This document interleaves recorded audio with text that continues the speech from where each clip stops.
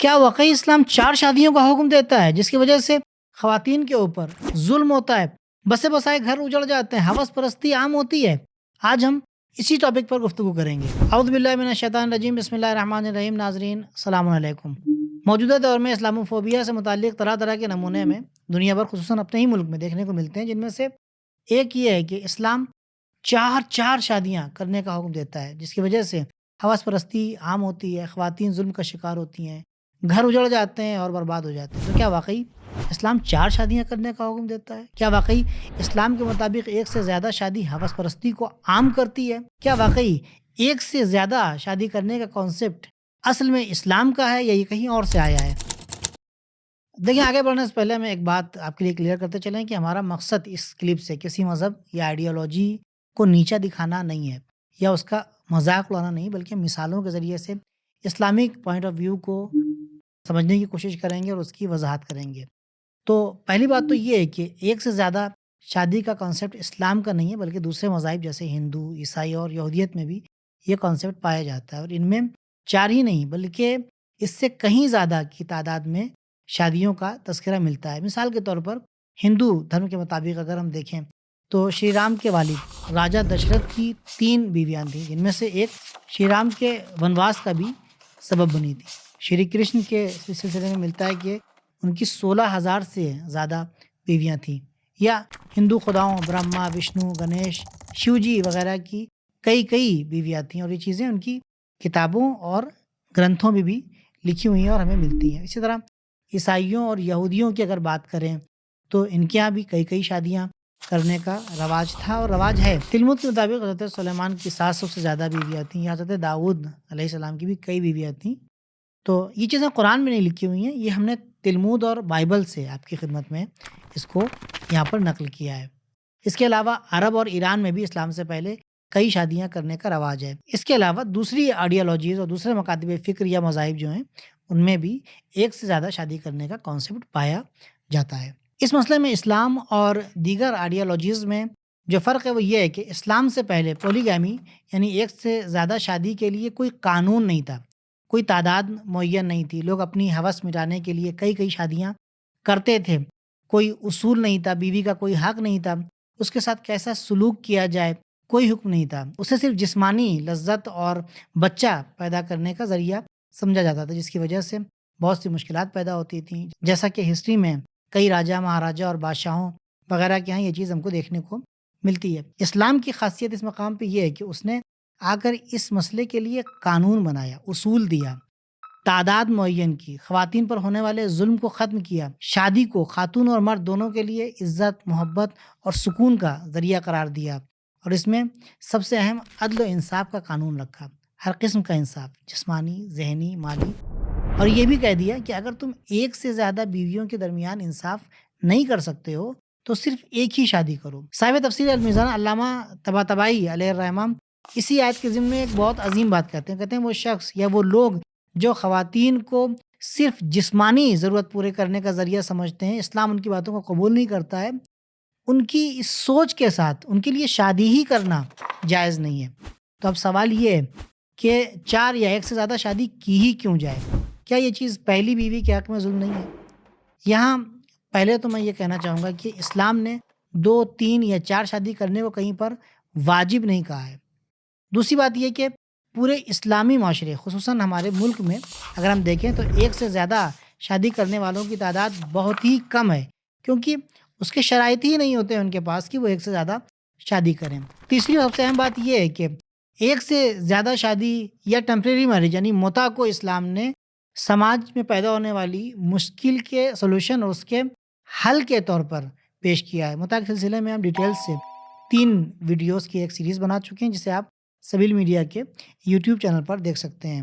چوتھی بات یہ کہ اگرچہ کچھ لوگ یہ بہانہ بنا کر ایک سے زیادہ شادی کرتے ہیں کہ اسلام نے جائز قرار دیا ہے، اور پھر اس کے تقاضوں اور شرائط کو بھی پورا نہیں کرتے ہیں، جس کی وجہ سے انگلی دین اسلام پر اٹھتی ہے، یہ غلط ہے۔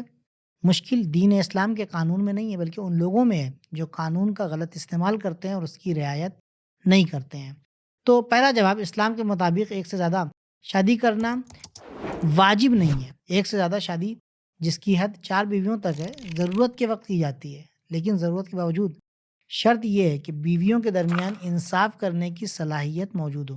اگر انصاف نہ کر پانے کا خوف ہے تو قرآن کے مطابق ایک ہی شادی پر اکتفا کرنا واجب ہے۔ اب یہ ضرورت کئی طرح کی ہو سکتی ہیں، میں آپ کی خدمت میں عرض کرتا ہوں۔ ممکن ہے کہ شادی کی ضرورت مرد کو نہیں بلکہ خاتون کو ہو، اور شادی شدہ مرد دوسری شادی کے ذریعے اس ضرورت اور مشکل کے حل کا ذریعہ بنے۔ جیسے ریسرچ کہتی ہیں کہ خواتین کے درمیان لائف ایکسپیکٹنسی مردوں سے زیادہ ہوتی ہے۔ عام طور پر مرد حادثات کا شکار ہو جاتے ہیں، ان کی جانیں چلی جاتی ہیں، جن کے پیچھے ان کی بیوائیں ہوتی ہیں، جنہیں زندگی کی ضروریات، سرپرستی اور دیگر مسائل کو حل کرنے کی ضرورت ہوتی ہے۔ اور ظاہر سی بات ہے، عام طور پر کنوارے اور جوان لڑکے بیواؤں سے شادی نہیں کرتے ہیں۔ تو اب اس بیوہ خاتون کی 3 حالت ہیں۔ پہلی، یہ شادی نہ کر کے بے سرپرست رہے اور معاشرے کی مختلف خطرات جیسے بدنیت افراد کی گندی نیت، گندی نکاح اور گندی سوچ کا اکیلے سامنا کرے اور مقابلہ کرے، اور اپنی نیچرل ضرورتوں پر کنٹرول رکھنے کی کوشش کرے، جو ایک سخت کام ہے۔ شاید یہ چیز عورت کے حق میں ظلم ہو۔ ایسا ہمیں ان معاشروں میں زیادہ دیکھنے کو ملتا ہے جہاں خواتین کے سنگل رہنے کا رواج عام ہے۔ دوسری بات، یہ اپنی ضروریات کو ناجائز طریقے سے پورا کرے۔ کم سے کم اسلام اور اسلامی معاشرے میں یا غیرت مند معاشرے میں یہ چیز قابل قبول نہیں ہے۔ تیسری صورتحال اس خاتون کے لیے یہ ہے کہ وہ کسی کنوارے شخص سے یا کسی شادی شدہ شخص سے شادی کر کے اپنی عزت، عفت اور سرپرستی کا انتظام کرے، اپنی ضرورتوں کو، جو اس کی نیچرل ضرورتیں ہیں، اس کو جائز طریقے سے پورا کرے اور خود کو اور معاشرے کو برائیوں سے بچا لے۔ میں عرض کر چکا ہوں کہ عام طور سے کنوارے جوان لڑکے بیوہ یا طلاق شدہ خاتون سے شادی نہیں کرتے، حالانکہ اسلام کی روح سے ایسا کوئی قانون یا حکم نہیں ہے۔ تو اب سوال یہ ہے کہ اس بیوہ یا طلاق شدہ خاتون کو کون سا راستہ چننا چاہیے؟ فیصلہ آپ کے ہاتھ میں ہے۔ اسلام یہ کہتا ہے کہ اسے شادی کرنی چاہیے، لیکن ٹرمز اینڈ کنڈیشنز اپلائی ہوں گی، اور وہ یہ ہے کہ ایسے شخص سے شادی کرے جس میں بیویوں کے ساتھ انصاف کرنے کی صلاحیت پائی جاتی ہو۔ اگر کسی معاشرے میں ایسی صورتحال ہو جہاں خواتین کی تعداد مردوں سے زیادہ ہو، تو ظاہر سی بات ہے ایک مرد ایک سے زیادہ شادی کر سکتا ہے، اسے کرنا پڑے گی تاکہ معاشرہ حرام اور ناجائز کاموں سے بچا رہے۔ یہاں کنواری اور شادی شدہ خاتون کے درمیان کوئی فرق نہیں ہے۔ ممکن ہے کہ ایک ایسا معاشرہ ہو جہاں فاسق، شرابی، بد اخلاق لڑکوں کی تعداد زیادہ ہو، جو شادی اور خواتین کو جسمانی ضرورت اور اپنے گھریلو کام وغیرہ کروانے کا ذریعہ سمجھتے ہوں، جہاں محبت، عزت، سکون اور شادی کے مقصد کی کوئی اہمیت نہ ہو، جن سے شادی کرنے کے بعد لڑکیوں کی زندگیاں برباد ہو جانے کا خطرہ ہو۔ لیکن اس کے مقابلے میں کچھ ایسے شادی شدہ جوان ہوں جو شریف ہیں، پڑھے لکھے ہیں، اور بیویوں کے ساتھ انصاف کرنے کی صلاحیت ان میں پائی جاتی ہے، وہ ان کو عزت، سکون اور محبت دے سکتے ہیں۔ تو اب یہاں پر ذرا سوچیں کہ ایک عقلمند، دیندار، شریف اور قابل لڑکی کس کا انتخاب کرے گی؟ جواب آپ دیں۔ ممکن ہے تمام کوششیں کرنے کے بعد بھی کسی کو اولاد نہ ہو رہی ہے، تو انسان نسل بڑھانے کے لیے دوسری شادی کر سکتا ہے۔ واجب نہیں ہے، لیکن ایسا ہوتا چلا آیا ہے، یہاں تک کہ پہلی بیویوں نے دوسری شادی کرنے کی اجازت دی ہے اپنے شوہروں کو، لیکن شرط یہی ہے کہ بیویوں کے ساتھ انصاف کے ساتھ پیش آیا جائے اور توجہ ان کو برابر سے دی جائے۔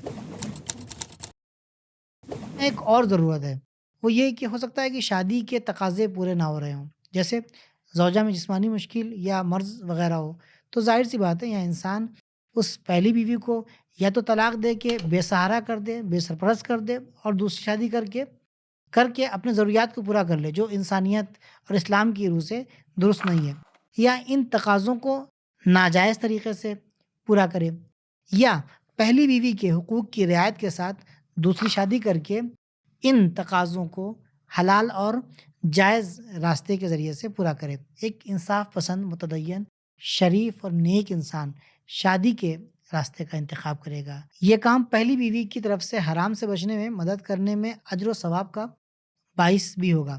اب یہاں پر سوال یہ ہے کہ بتائی ہوئی صورتوں کے پیش نظر ایک سے زیادہ شادی کرنا پہلی بیوی کے حق میں کیا ظلم نہیں ہوگا؟